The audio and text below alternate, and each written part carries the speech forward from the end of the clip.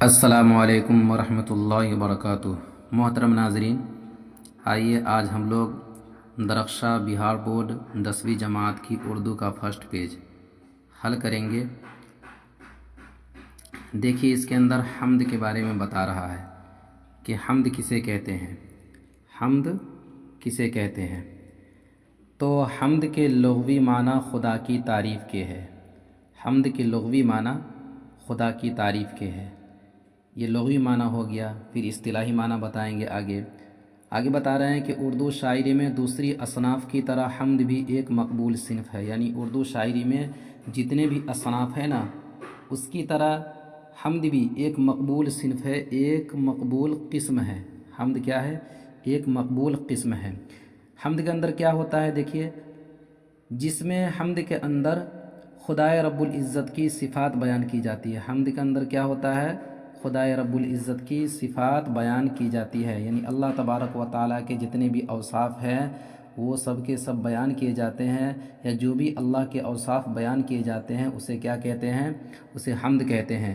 اردو کے تمام شاعروں نے اس صنف میں طبع آزمائی کی ہے۔ اردو کے جتنے بھی شعراء ہیں اس صنف میں کیا کیا ہے؟ اپنی ذہانت کا امتحان لیا ہے، یعنی کہ حمد کہی ہے۔ اردو کے جتنے بھی شعراء ہیں کیا کیا ہے؟ حمد کہی ہے۔ اردو کا شاید ہی کوئی ایسا شاعر ہوگا جس نے حمد نہ کہی ہو۔ اس سے پتہ چلا کہ اردو کے جتنی بھی شعراء ہیں تمام کے تمام نے حمد کہی ہے۔ کوئی بھی کلام ہو اس کی شروعات حمد کے ساتھ ہی کی جاتی ہے، کوئی بھی کلام ہو۔ جیسے آپ دیکھتے ہوں گے جلسہ اور پروگرام وغیرہ کی شروعات حمد کے ساتھ کی جاتی ہے، یعنی تلاوت کلام اللہ سے اللہ کی تعریفی کرنا ہے، قرآن کی تلاوت۔ چونکہ خدا کے نام سے کسی کام کا آغاز کرنا متبرک سمجھا جاتا ہے۔ کیوں شروعات کی جاتی ہے حمد سے؟ کسی بھی خدا کے نام سے کسی بھی کام کا آغاز کرنا متبرک سمجھا جاتا ہے، برکت والا سمجھا جاتا ہے۔ اس لیے بلا تفریق مذہب و ملت اردو کے تقریباً ہر بڑے اور چھوٹے شاعر نے حمد میں خامہ فرسائی کی ہے، یعنی بڑے چھوٹے جو بھی شاعر ہیں تمام نے کیا کیا ہے؟ حمد لکھا ہے۔ خامہ فرسائی کرنا یعنی لکھنا، حمد لکھا ہے اور اپنے قدرت سخن کا مظاہرہ کیا ہے، یعنی اپنی صلاحیت کا مظاہرہ کیا ہے۔ آگے دیکھیے کیا کہہ رہے ہیں؟ خدا خالق کائنات ہے۔ خدا کیا ہے؟ خالق کائنات، یعنی کائنات کو بنانے والے، دنیا کو بنانے والے۔ وہ قادر مطلق ہے، یعنی ہر ایک چیز پہ قادر ہے۔ اس کی ذات یگانہ اور یکتا ہے، یعنی اللہ تبارک و تعالیٰ اکیلا تنہا ہے، ان کا کوئی شریک نہیں ہے۔ اللہ کا کیا ہے؟ کوئی شریک نہیں ہے۔ چنانچہ حمد کے اشعار میں صرف اسی ذات واحد کی صفات کو بیان کیا جاتا ہے، یعنی اللہ تبارک و تعالیٰ کے اوصاف ہی حمد کے اندر کیا ہوتے ہیں؟ بیان کیے جاتے ہیں۔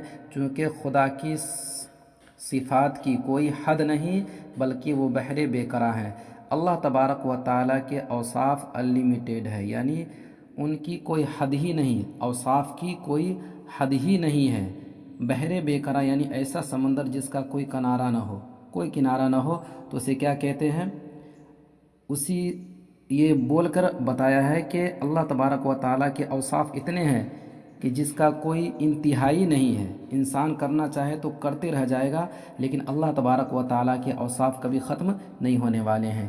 اس لیے شاعر کے لیے بہرحال اس بات کی کافی گنجائش رہتی ہے کہ وہ جس قدر چاہے خدا کی بے شمار صفتوں کو بیان کرے، یعنی جب اللہ تبارک و تعالیٰ کی صفت، ان کے اوصاف انلیمیٹڈ ہے، بے شمار ہے، جس کا کوئی شمار نہیں، تو شاعر لوگ جتنا چاہتا ہے، جس قدر چاہتا ہے، اللہ کے اوصاف کو کیا کرتے ہیں؟ بیان کرتے ہیں۔ دراصل یہی اس صنف کی خاص خوبی ہے۔ اب دیکھیں آگے کیا کہہ رہے ہیں۔ آگے بتا رہے ہیں کہ حمد کسے کہتے ہیں، نعت کسے کہتے ہیں، منقبت کسے کہتے ہیں اور قصیدہ کسے کہتے ہیں۔ تو حمد میں جہاں خدائے رب العزت کی صفات کا بیان ہوتا ہے، حمد میں کیا ہوتا ہے؟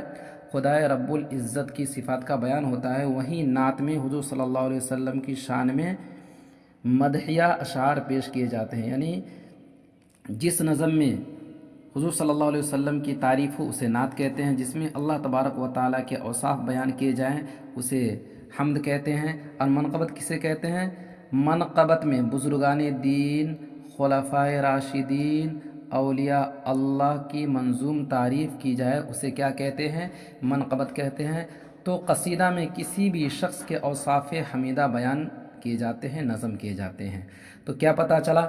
حمد کے اندر اللہ رب العزت کی صفات کا بیان ہوتا ہے، نعت کے اندر حضور صلی اللہ علیہ وسلم کی شان میں مدحیہ اشعار پیش کیے جاتے ہیں، منقبت کے اندر بزرگان دین، خلفائے راشدین اور اولیاء اللہ کی منظوم تعریف کی جاتی ہے، اور قصیدہ کے اندر کسی بھی شخص کے اوصاف حمیدہ یعنی اچھے اوصاف کیا کیے جاتے ہیں، بیان کیے جاتے ہیں، تو اسے قصیدہ کہتے ہیں۔